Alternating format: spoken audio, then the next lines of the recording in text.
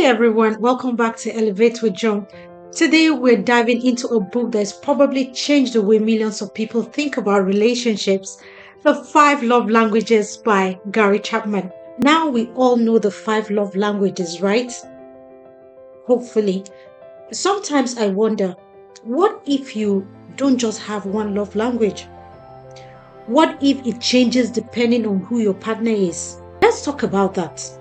And don't worry if you're not familiar with the book yet. I will give you a quick summary. The Five Love Languages is all about how people give and receive love differently. Dr. Gary Chapman says that there are five main ways or languages we express love. And once you understand your love language and your partner's, your relationship can get a whole lot better. But are we really limited to one? And can it change based on who you're with? Let's break it all down. First thing first, let's go over the five love languages from the book. According to Chapman, these are the five ways people express and receive love. Number one is words of affirmation. This is when someone feels loved by hearing kind, supportive, and uplifting words. Compliments, encouragement, or a simple I love you and mean the world to them. Then number two love language is acts of service. For some, action speaks louder than words. This love language is all about doing things to help your partner, like making them breakfast or running an errand for them. The third one is receiving gifts. It's not about being materialistic, but for people with this love language, thoughtful gifts show they are loved and remembered. Then the fourth one is quality time. Some people feel loved when they have your undivided attention. For them, it's all about spending meaningful, distraction-free time together. Then the final one is physical touch. And I know most men love this one. It is their love language. I sound corrected. For others, love is felt through touch, whether it's holding hands, hugging, or even just a pat on the back. Most of us have a primary love language, one that makes us feel most appreciated. But here's the thing, most of us have a primary love language, one that makes us feel most appreciated. But here's where it gets interesting. Can you have more than one? And does it change with different partners? That is the bone of contention.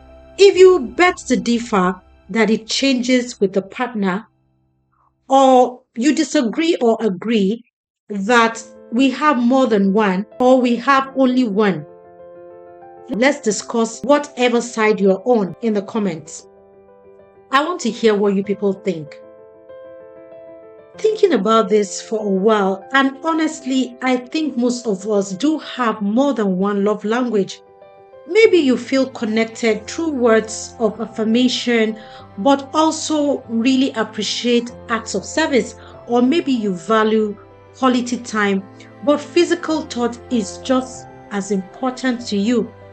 In fact, Chapman mentions that we often have a primary love language, but many of us relate to multiple ones. It makes sense, right? We are complex beings, and love is a huge part of that complexity. You might have a strong need for quality time in one relationship, but in another, words of affirmation could become more important. Think about this. Have you ever been in a relationship where one love language seemed to matter more than the others? Maybe with one partner you craved physical touch, but with another, act of service felt more meaningful. Why is that?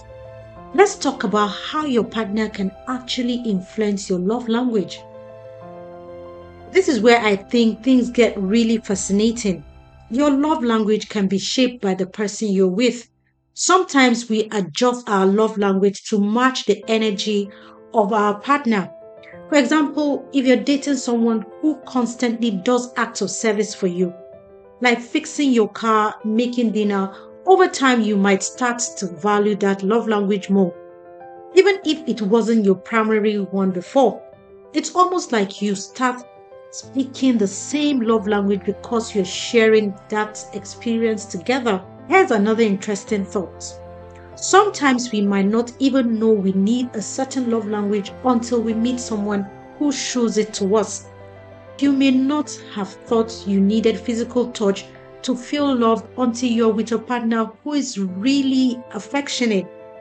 Suddenly, you realize how much it matters to you.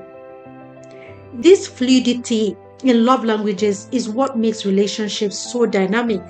You're not locked into one love language for life. It can evolve depending on who you're with, your needs, and the relationship itself.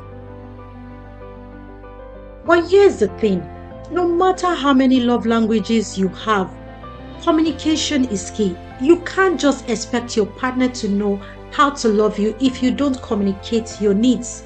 One of the most important lessons from the five love language is that understanding your partner's love language and them understanding yours can make or break a relationship. If someone's love language is quality time, but their partner is always busy or distracted, they are going to feel unloved, even if that partner is showering them with gifts. By talking openly about what makes you feel loved and listening to your partner's needs, you create a stronger connection. And remember, your love languages may change over time. And that's why it's important to keep checking in with each other, asking, how can I love you better? To answer the big question, yes, I believe you can absolutely have more than one love language, and it can definitely change depending on the relationship. Love is flexible, and the way we give and receive it can shift based on what we need and who we're with. At the end of the day, understanding love languages is a tool to help us connect better with people we care about. Whether you have one love language or five, the most important thing is making sure your needs and your partner's needs are being met. What about you? Do you think you have more than one love language? Have you noticed your love language changing with different partners? I would love to hear your thoughts. Drop a comment below and let's get a conversation going. And if there's a topic you would like me to cover next, let me know. Your suggestions keeps this channel full of great conversations, and I want to make sure I'm talking about the things you care about. Thank you for watching. And remember, love is a language, and we are all just learning how to speak it a little better every day. Don't forget to subscribe and hit that notification bell so you never miss a new video. See you next time on Elevate with John.